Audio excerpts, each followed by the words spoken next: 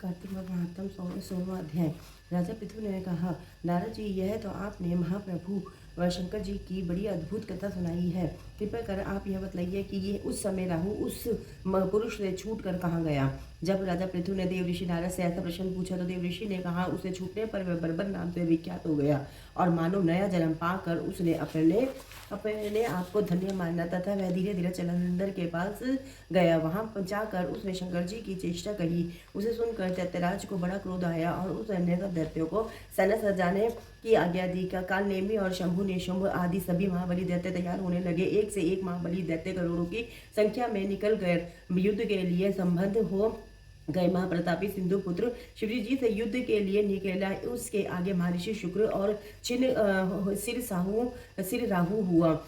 फिर तो उसी समय जलंधर का मुकुट खिसक कर पृथ्वी पर गिर पड़ा। आकाश में मेघ छा गए, बड़े बड़े अपशकुन हुए। उधर इंद्र आदि सब देवताओं ने एकत्र होकर कैलाश पर जाकर शिव जी के पास पहुंच कर सारा वृत्तांत कहा और यह भी कहा कि आपने जलंधर से युद्ध करने के लिए जो भगवान विष्णु को भेजा था वह उसके वशवर्ती हो गए तथा लक्ष्मी सहित जलंधर के अधीन होकर उसके घर में निवास करते हैं। अब देवताओं को भी उसके यहाँ निवास करना पड़ रहा है। अब वह सागर पुत्र आपसे युद्ध करने के लिए आ रहा है, अतएव आप उसे मारकर हमें रक्षा कीजिए। देवताओं से यह सब सुनकर भगवान शंकर जी ने भगवान विष्णु से पूछा, हे ऋषिकेश, युद्ध में आपने जलंधर को संहार क्यों नहीं किया और बैकुंठ को छोड़कर आप उसके घर कैसे चले गए हैं। यह सुनकर भगवान विष्णु ने हाथ जोड़कर नम्रता पूर्व शंकर से कहा, उसे आपका अंशिवा लक्ष्मी का भाई होने के कारण नहीं मारा है। वह बड़ा ही वीर व देवताओं से अजय है। मैं सत्य कहता हूँ कि उसे कोई भी नहीं मार सकता। इस पर मैं मुग्ध होकर मैंने स्वयं उसके घर में रहने का वर दे दिया और इसी कारण मैं उसके घर में रहता हूँ। हे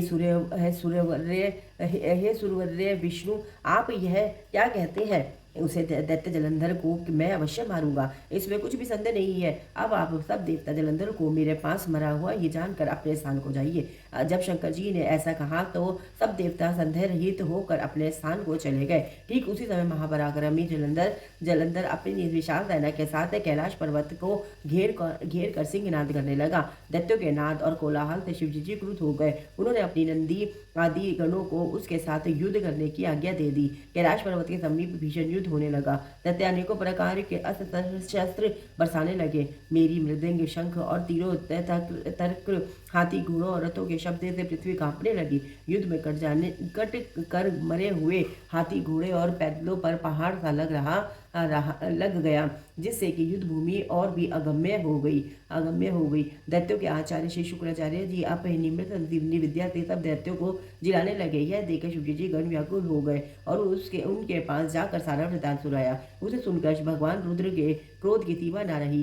वह अपने भयंकर रूप से दिशाओं को प्रज्वलित करने लगे। फिर तो उस समय उनके मुख से एक बड़ी भयंकर कन्या उत्पन्न हुई, जिसकी दोनों जंघाएं ताल वृक्ष के समान थी। वह युद्ध भूमि में जाकर सब असुरों का चर्पण करने लगी।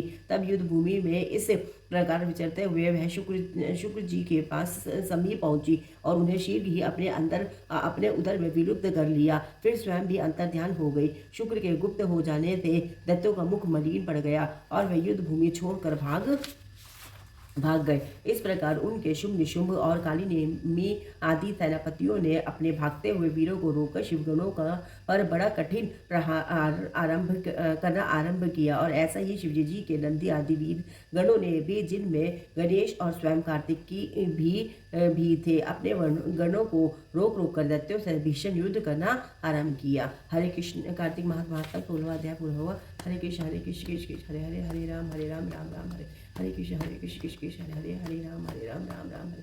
हर हर महादेव, हर हर महादेव, हर हर महादेव। श्री शिवाय नमस्तुभ्यं, श्री शिवाय नमस्तुभ्यं, श्री शिवाय नमस्तुभ्यं, श्री शिवाय नमस्तुभ्यं, श्री शिवाय नमस्तुभ्यं।